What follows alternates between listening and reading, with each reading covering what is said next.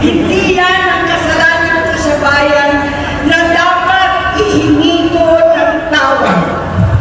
Narito po ako dahil sa tawag ng Iglesia ni Cristo para sa transparency, accountability, at hustisya. At dahil sa tawag ng sarili kong konsensya, bilang senador, bilang kapatid, bilang Pilipino. Bata pa lamang kami ni Bongbong. Alam na ng buong pamilya ang problema sa kanya.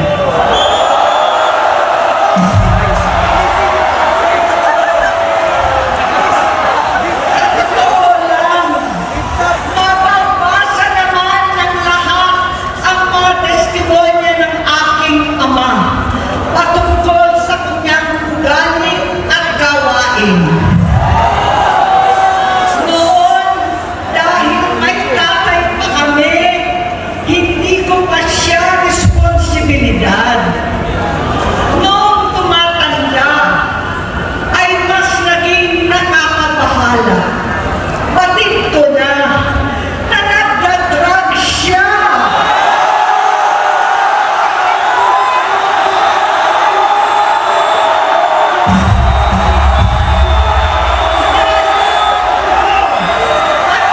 Pamilya, nalaman ng pamilya, seryoso ito. Minsan, kami ng Presidential Guard at Metro Gold pa ang naglilinis tuwing nagpa-party po sila.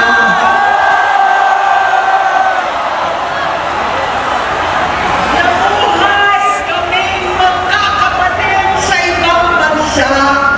Kami-kami lang. Kinumbinsi ko pa si Bongbong. Pakasalan mo na si Lisa. Naisip ko noon, kapag nag-asawa siya, malalagay na sa tahimik at magkakaroon ng direksyon. Ang laki ng pagkakamali ko. Mas lumala ang kanyang paglulong, magkalulong sa droga.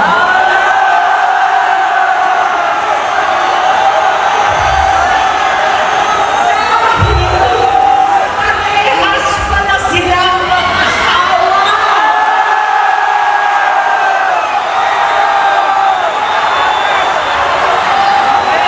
Naging gobernador siya ng Ilocos. Alam ng mga tao doon na halos hindi siya pumapasok. Tuwing kukumprontahin ko siya, ay nagsasabi siya magbabago na siya, aalisin na niya ang bisyo. Hanggang sa may nagsumbong na naman sa akin na sa paggising pa lang sa umaga, kasabay ng almusal, marijuana pala.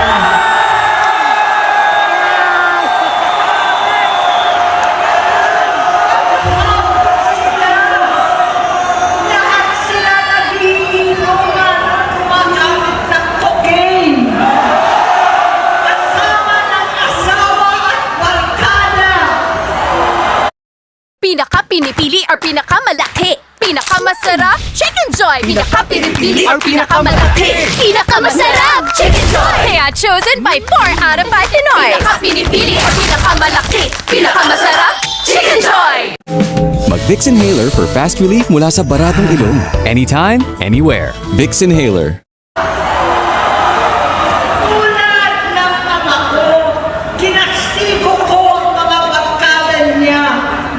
Ang nasirang si Bong Dasa, si Edwin Cruz, Inigo, Tony Boy, Sam Anton, alam po ninyo yan. Paano nagre-resign na sa takot ang mga pulis nila at staff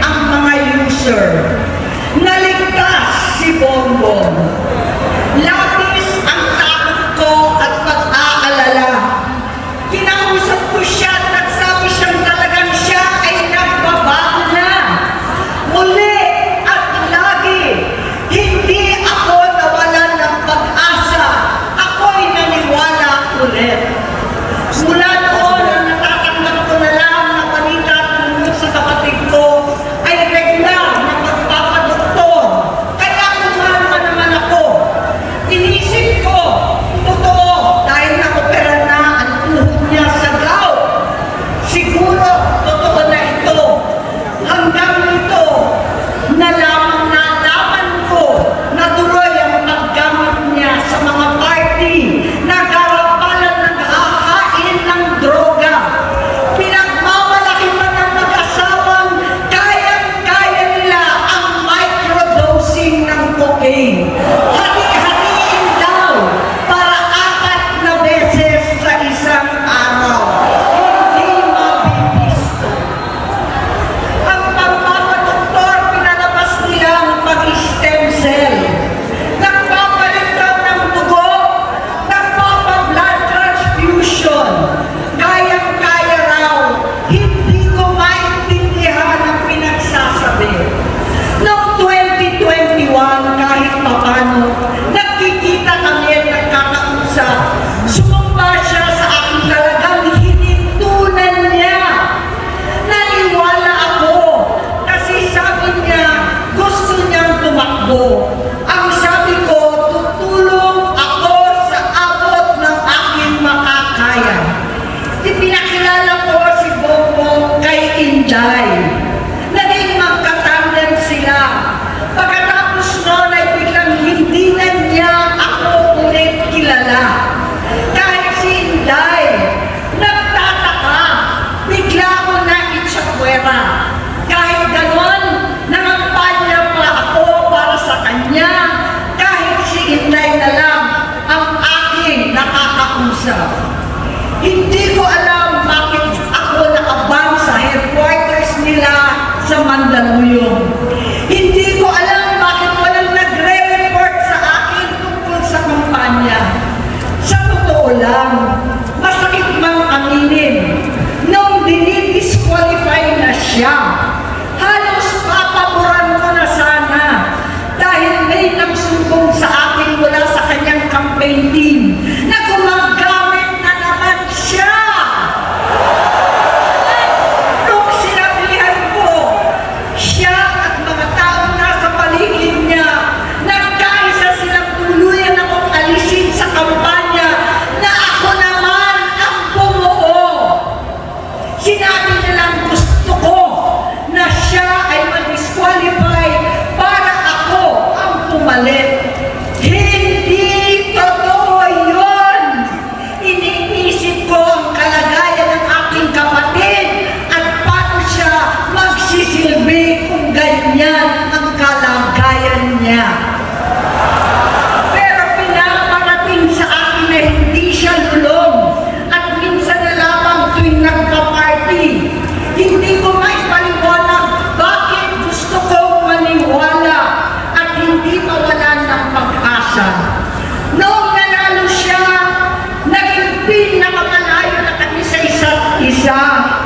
Maliban sa opisyal na takbuhan at kapag pumupunta yung nanay namin, hindi ako sumama sa loob ng 3 taon dyan sa Malacanang. Dahil lantaran na doon ang inuman, ang paggamit nila ng cocaine at mga bawal na gamot. Hindi ba nila nakikita, naririnig, kakaiba na siya magsalita? Hindi na maintindihan kung ano-ano na ang sinasabi at wala na sa sarili. Nagtatago sa kabaitan niya ang pang-aabuso niya sa droga. At nagbunga na ito ng mga nakakapinsalang maling desisyon. Hinayaan niyang kumilos ang mga nakatalibot sa kanya. Yung mga umaastang presidente habang nilululong siya ng mga ito. Hindi na kami nagkausap. Sa harap ng publiko, pinipilit kong magmukha kaming maayos. Pero wala na kaming koneksyon. Hindi ko hinihiling na maunawaan ninyo ako, lahat kayo. Sa palagay ko, ang makakaunawa lamang sa akin ay ang mga pamilya may pinagdaanan sa adiksyon, sa inom, sa sugal, sa alak, sa lahat sa droga.